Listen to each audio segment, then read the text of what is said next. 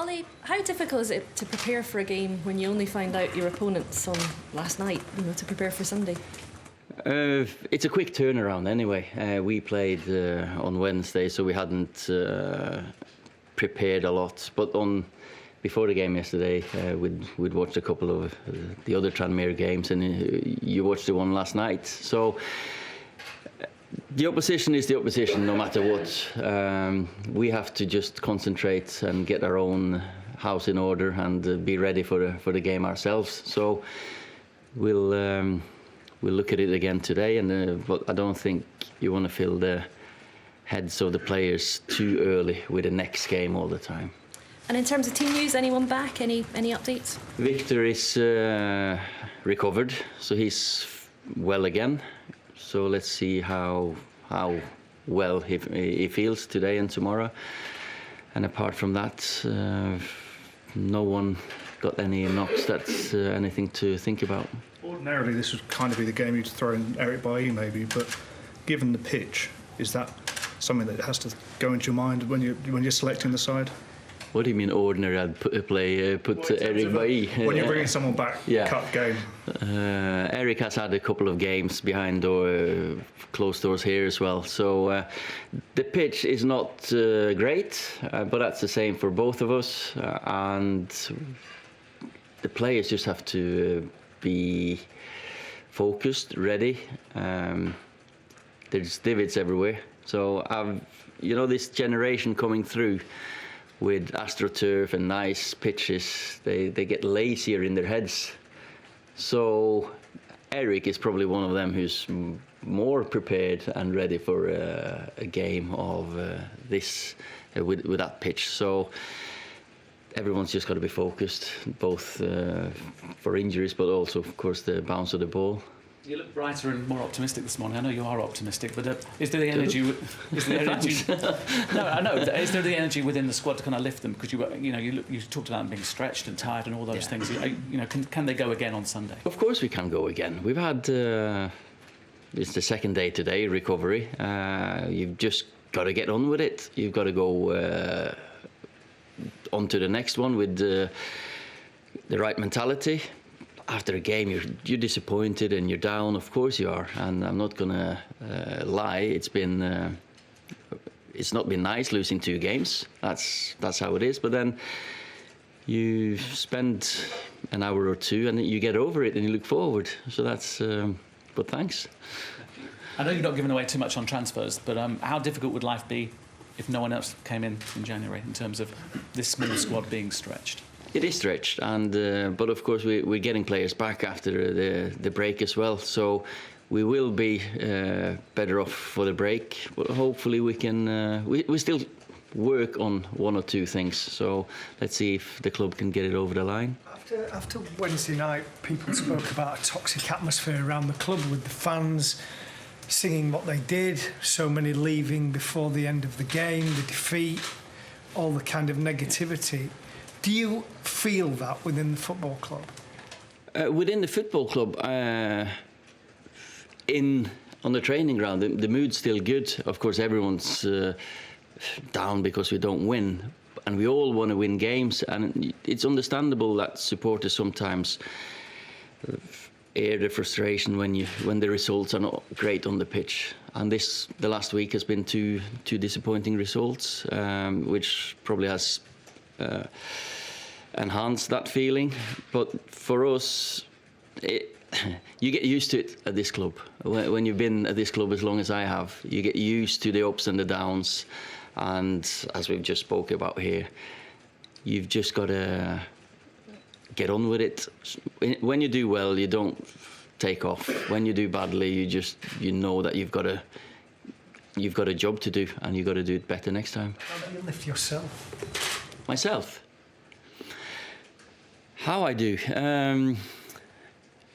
Lots of different things, but of course it's thinking about football, but sometimes you can take your mind off it and spend time with your family.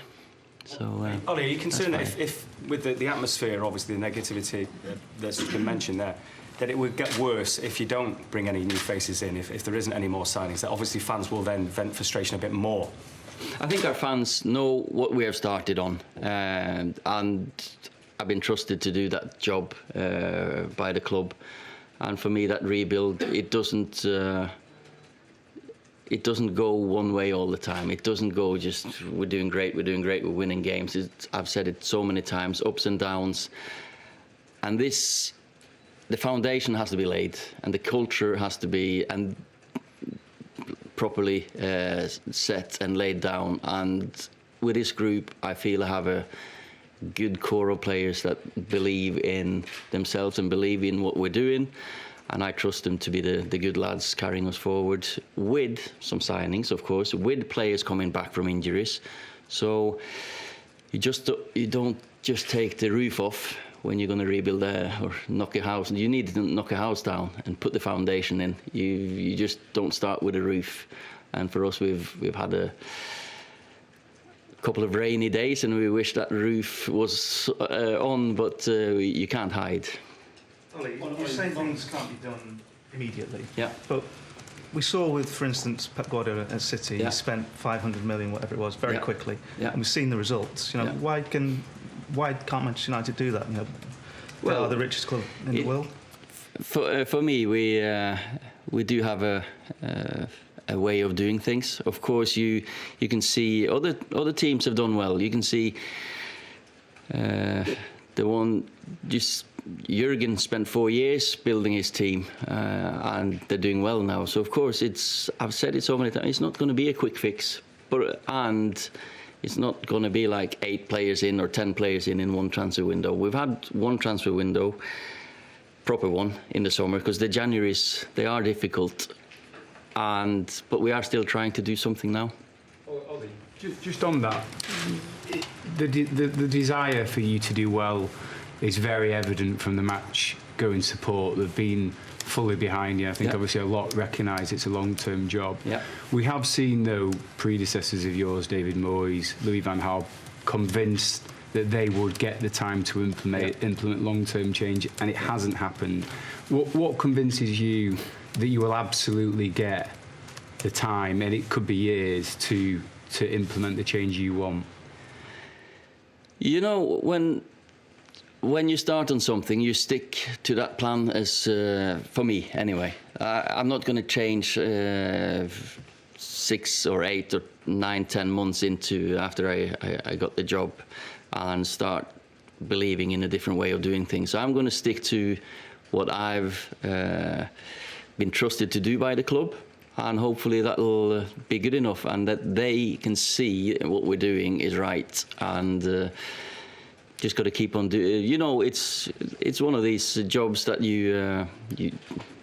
we know how football is nowadays, but all my conversations with the club have been positive. Do you think it's about collectively holding your nerve, ignoring what's going on outside, and sticking resolutely to? Of course, we can't react to all the noise outside.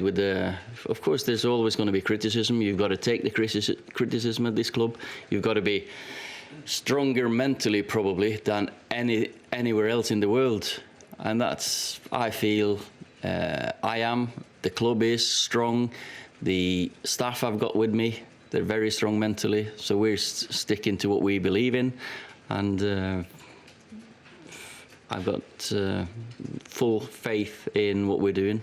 Okay, can we move on to the Sundays now, just quickly, please? Marcus tweeted that he'd be involved in team meetings, sessions, everything. Has that been the case during his recovery? Has he been around the place? Well, at the moment he's been having loads of treatments, so he'll probably be he might be in the meeting today or tomorrow, who knows. Marcus is a genuine Man United supporter, and he wants us to do well, and he wants to help, so he's at the games, so...